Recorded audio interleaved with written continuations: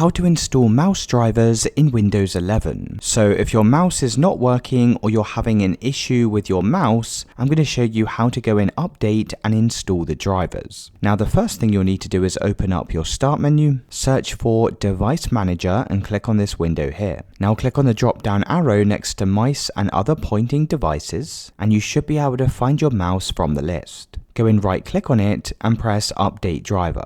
Now press Search Automatically for drivers, and this is going to check for any outdated drivers. If it's still not working, close out of this window. Go in, right click on this again and press Update Driver. Now press Browse My Computer for drivers and press Let me pick from a list of available drivers. You can then select the HID compliant mouse and go and press Next. Now once again, check to see if that solves the issue. If it's still not working, you'll need to right click on your mouse, press Uninstall Device, and then go and press Uninstall. You can then simply unplug your mouse from your computer and wait around 10 seconds. You can then try plugging your mouse into your laptop or PC, and it should automatically install the latest driver.